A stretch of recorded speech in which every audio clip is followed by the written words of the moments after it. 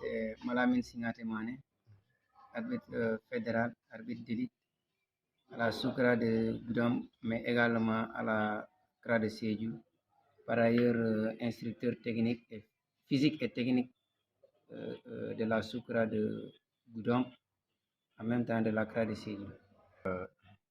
Je tiens à vous dire que dans l'arbitrage, il y a beaucoup de thèmes.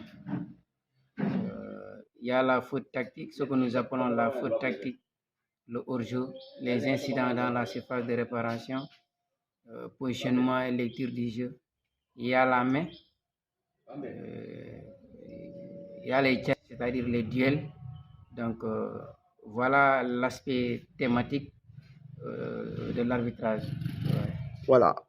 En ce qui concerne la main, parce que nous, dans le terme arbitral, on parle de main, parce qu'il y a une différence entre la main et la faute de main. Alors, la main, c'est-à-dire quand soit c'est la main qui va vers le ballon, ou bien c'est le ballon qui vient vers la main. Ouais. Donc, si le ballon touche la main, eh bien, il reste à savoir est-ce que cette main-là est sanctionnable ou pas. Ouais. Parce que ce n'est pas toutes les fautes de main qui sont sanctionnables. Ouais. Un jour peut toucher le ballon de la main, ou bien un ballon peut toucher le jour sur la main ou bien sur le bras et qu'on ne sanctionne pas.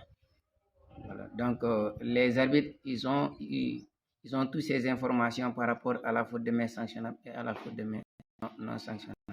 Maintenant, pour la faute de sanctionnable, on parle de la main qui est éloignée du corps.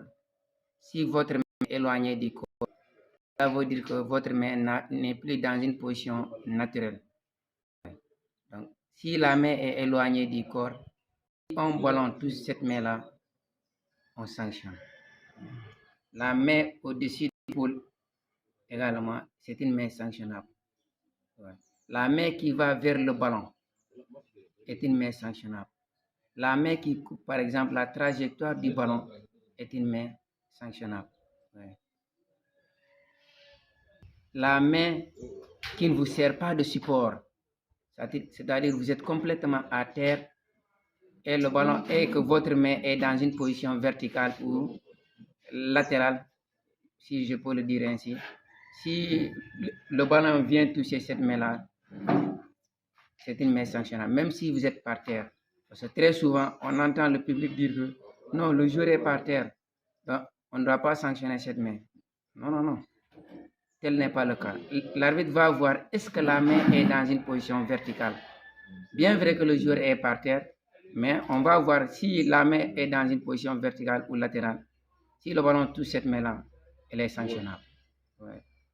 Alors, quand par exemple, vous et moi, nous sommes des adversaires, je joue le ballon en tant qu'attaquant, le ballon vient toucher votre main, l'arbitre va d'abord voir où était votre main quand le ballon l'a touché.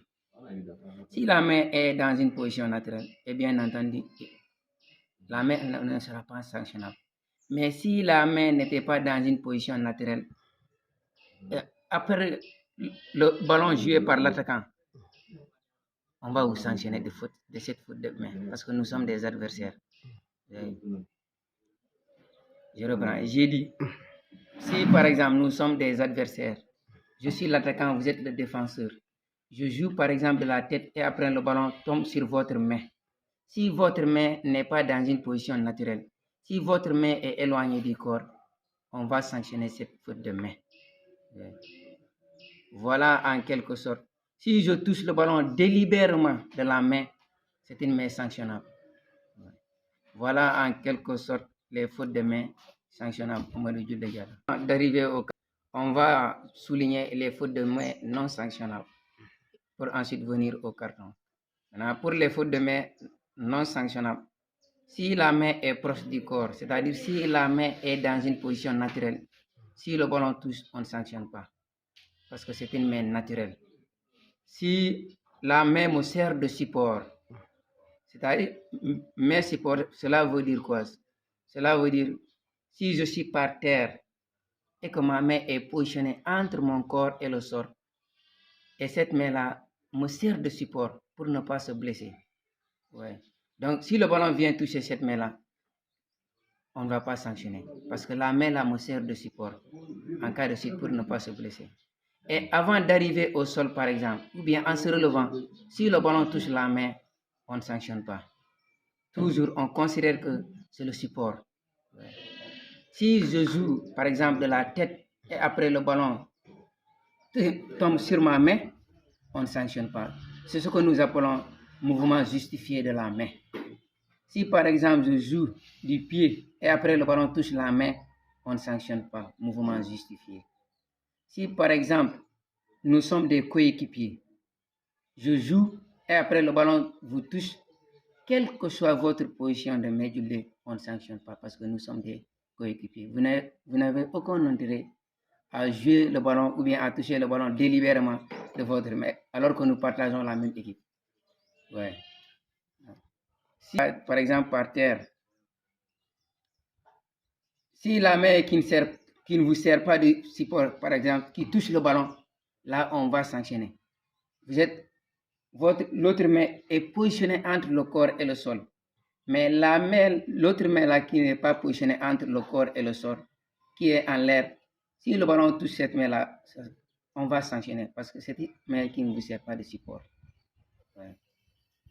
Donc, en courant, si le ballon me touche, quelle que soit la position de la main, on ne sanctionne pas. Parce qu'on ne peut pas courir les bras croisés. Oui. Ça, c'est un mouvement justifié. En courant, on a besoin de nos mains pour avoir de l'équilibre. Donc, si vous courez et que le ballon touche votre main, quelle que soit la position de cette main-là, en principe, il n'y a pas faute. On ne sanctionne pas. Si, par exemple, je saute pour jouer le ballon de la tête et le ballon tombe sur ma main, on ne sanctionne pas. Ça aussi, c'est un mouvement justifié. Parce que pour sauter, on a besoin de nos mains pour avoir de l'élan. Ça, c'est un mouvement justifié. Pas de carton. Même si le joueur touche le ballon de manière délibérée, on va lui sanctionner la faute de main, mais il ne doit pas être averti. C'est ça le principe. Mais comme vous savez, dans tout principe, il y a des exceptions. Et les exceptions, elles sont au nombre de 4, autant pour moi. Si par exemple, un attaquant essaie de marquer un but de la main, que le but soit marqué ou pas, on va lui sanctionner d'un coup franc direct et l'avertir. Donc, il reçoit un carton jaune. Si par exemple, c'est un tir cadré vers le but, coup franc, carton jaune pour le joueur qui a utilisé la main. C'est-à-dire tir vers le but, un ballon qui est tiré par l'attaquant. Ça peut être du pied, mais ça peut être également de la tête. Voilà. Il tire directement vers les buts. Ça, c'est un tir cadré vers les buts.